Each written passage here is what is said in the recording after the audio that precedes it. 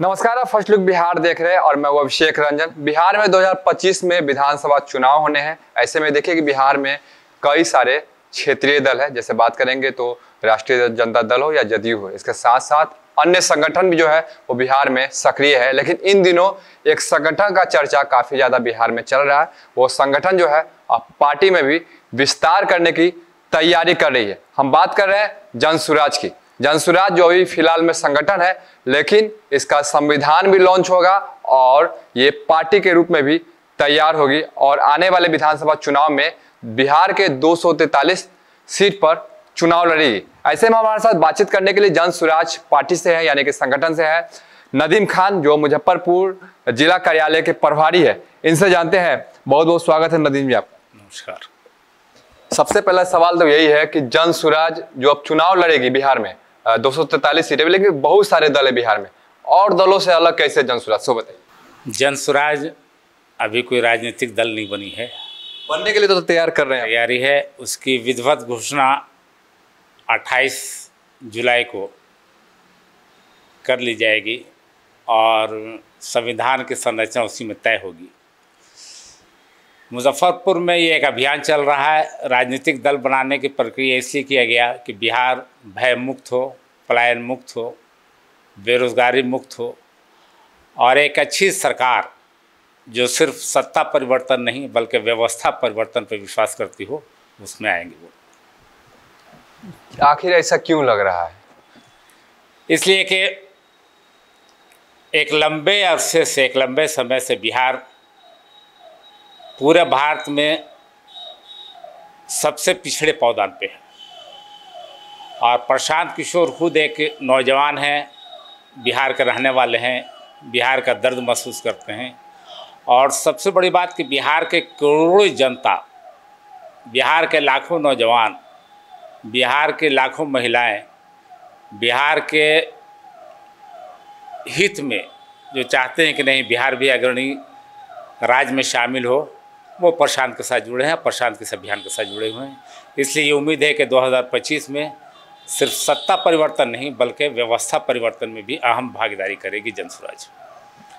बिहार में एनडीए की बात करें और राजद के दोनों मजबूत है, लेकिन अब बात करेंगे कि आप लोग की पार्टी से, क्योंकि बिहार में खास करके बात करेंगे तो जातिगत जनगणना हुई है, इसके बाद से जो है जातीय समीकरण है, तो आप लोग सीट का जो बंटवारा करेंगे वो कैसे करेंगे? देखिए, ये बिहार की अब तक जो उपलब्धि या नाकामी रही है, सिर्फ ये जाति समीकरण पर इलेक्शन या वोट देने की बात हो रही है। मगर जनसुराज या प्रशांत किशोर का जो अपना है वो ये कि जाति या धर्म पे नहीं बल्कि बिहार की तरक्की कैसे हो, बिहार कैसे बढ़े, बिहार अग्रणी राज्य में कैसे शामिल हो, उसमें कोई जाति धर्म नहीं है बल्कि तमाम लोग, चाहे वो जिस जाति धर्म के हों, वो तमाम लोग प्रशांत के साथ जुड़ रहे हैं।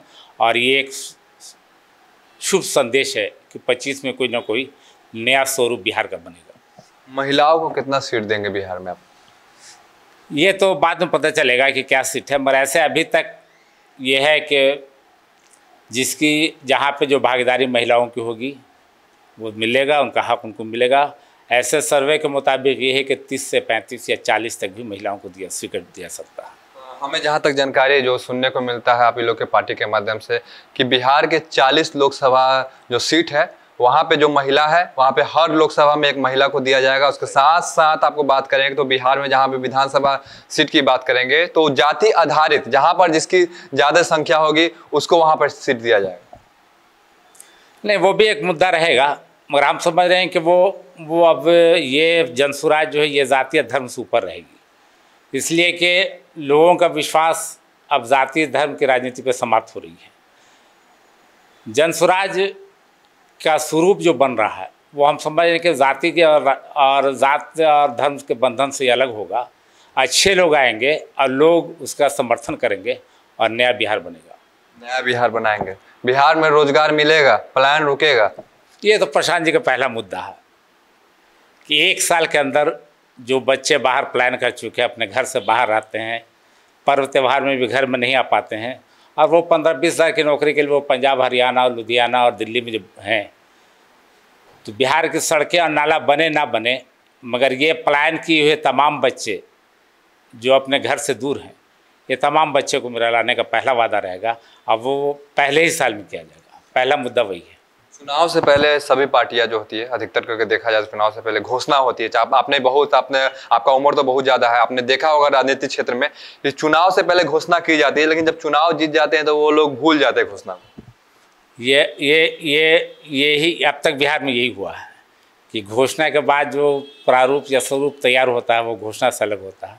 प्रशांत एक नौजवान है, प्रशांत के पास बिहार का दर्द है। प्रशांत बिहार के एक एक चीज़ को जानते हैं, बिहार कैसे उन्नति करे, बिहार कैसे आगे बढ़े, ये प्रशांत का अपना दर्द है। वो बिहार को अपना समझते हैं, बिहार की उन्नति के लिए वो तमाम चीज़ें करेंगे जो कि दूसरी पार्टियां, राजनीतिक पार्टियां नहीं करती हैं। ये राजनीति का स्वरूप है जनसुराज, मगर ये हर घर, हर माँ, हर बच्चे, हर बेटे, हर बेटी बीवी का ये रहेगा वो उत्थान करने के लिए। ये कोई राजनीतिक दल ऐसा नहीं है जो कि पुराने मेमोरेंडम पर या मैनिफेस्टो पर काम करता रहा।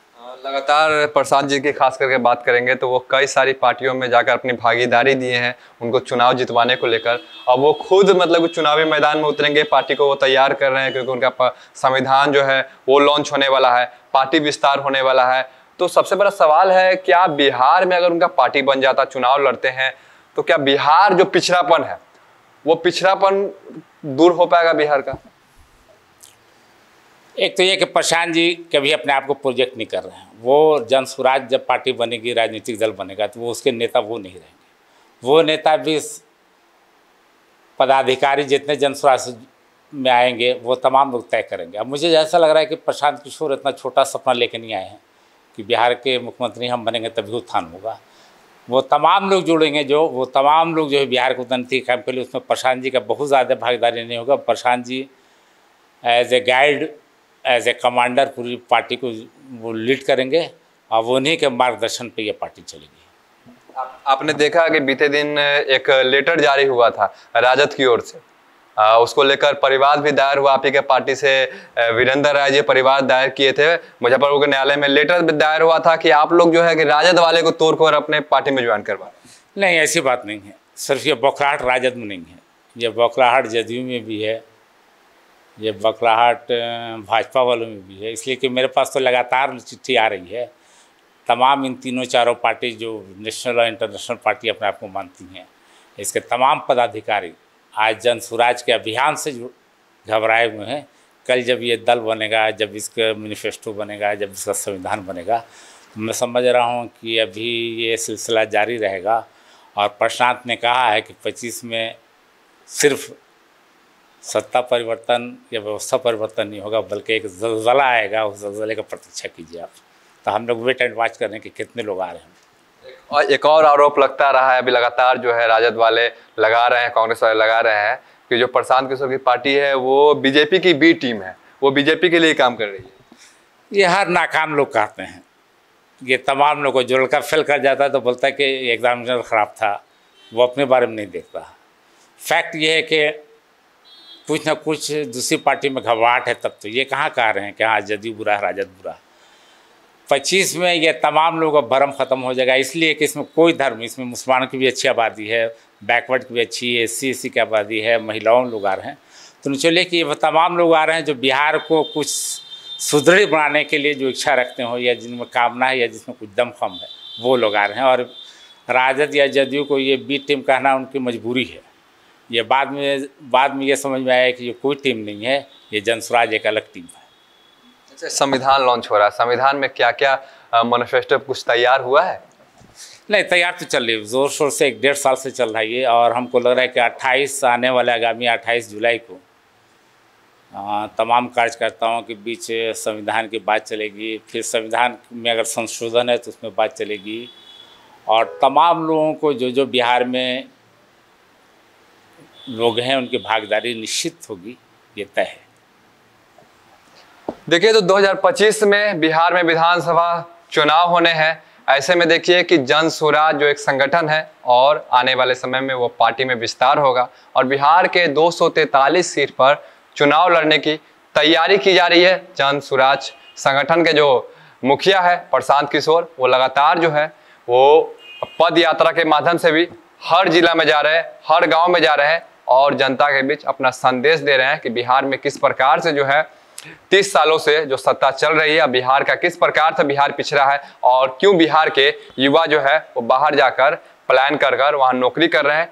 इन सभी बातों को रख रहे हैं प्रशांत किशोर। इसको लेकर देखिए पूरी तरह से तैयारी की जा रही है और संविधान भी जो है वो लॉन्च होगा। संविधान में भी बहुत सारी बातें जो है वो लिखी गई है, किसकी कितनी भागीदारी होगी इस पे भी पूरी तरह से चर्चा कर दी गई है।